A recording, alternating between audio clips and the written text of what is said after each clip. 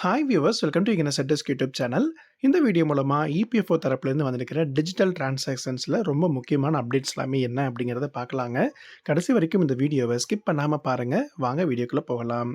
Hi friends, நிறைய companies அவங்களுடைய கம்பெனிகளில் இருக்கிற டிரான்சாக்ஷன்ஸ் ஆகட்டும், இல்லை அவங்களுடைய எம்ப்ளாயர் பற்றின டீட்டெயில்ஸை இபிஎஃப்ஓ போர்ட்டல் அப்டேட் ஆகிறதையும் எல்லாத்தையும் துல்லியமாகவும் பாதுகாப்பாகவும் பண்ணுறதுக்கு டிஜிட்டல் சிக்னேச்சர் சர்டிஃபிகேட் அப்படிங்கிறத வந்து யூஸ் பண்ணுவாங்க.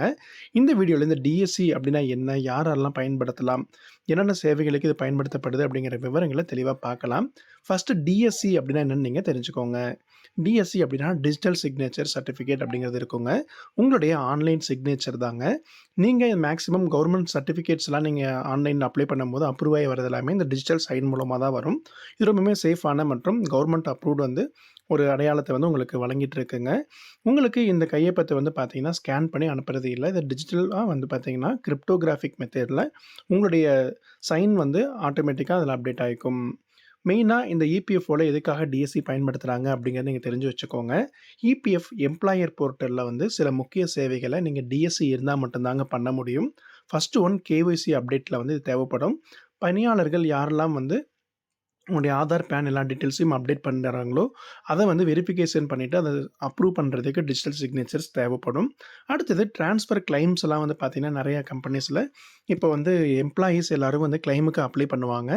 அந்த கிளைம் எல்லாத்தையும் அப்ரூவல் பண்ணுறதுக்கும் இந்த பழைய நிறுவனம் பிஎஃப் பணத்தை புதிய நிறுவனத்துக்கு ஒப்புதல் வழங்குவதற்கும் அப்ரூவ் பண்ணுறதுக்கு இந்த டிஎஸ்சிக்கு தேவைப்படும்.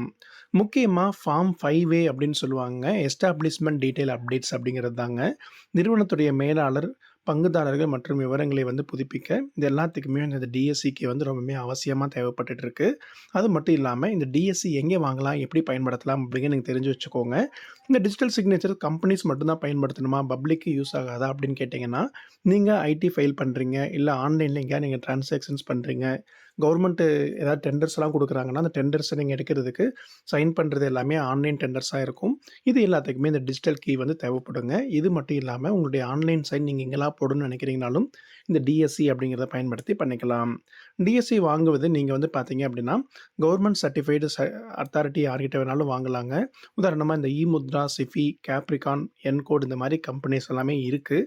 உங்களை யாருக்காவது டிஜிட்டல் கீ தேவைப்பட்டுச்சுனாலும் நீங்கள் கான்டாக்ட் பண்ணலாம். எங்களுடைய நம்பர் கூட இந்த டிஸ்கிரிப்ஷனில் கீழே கொடுக்குறோம். உங்களுக்கு டிஜிட்டல் சிக்னேச்சர்ஸ் ஏதாவது தேவைப்படுது, இல்லை அதை பற்றின அப்டேட்ஸ் தேவைப்படுதுனாலும் நாங்கள் உங்களுக்கு கைட் பண்ணுறோம்.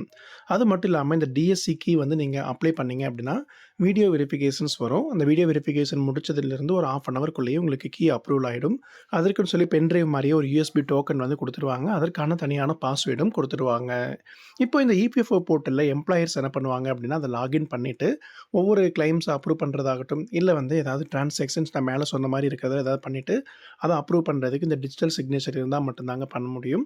ஒரு டிஜிட்டல் சிக்னேச்சரோட வேலிடிட்டின்னு வந்து பார்த்தீங்கன்னா 1 இயர், 2 இயர்ஸ், 3 இயர்ஸ் இந்த மாதிரி நிறைய கேட்டகரிஸில் இருக்கும். மேக்ஸிமம் எல்லாருமே ப்ரிப்பேர் பண்ணி ஒர்க் பண்ணுறது 2 இயர்ஸ் கேட்டகரிஸில் ஒர்க் பண்ணுவாங்க.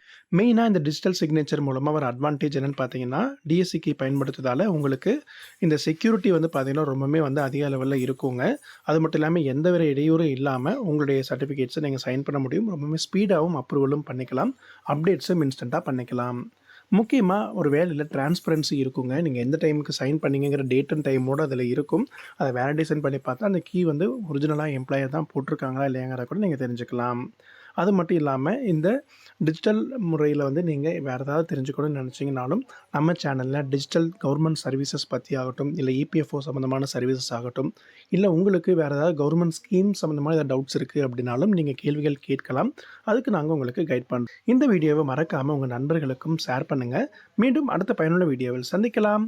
நன்றி.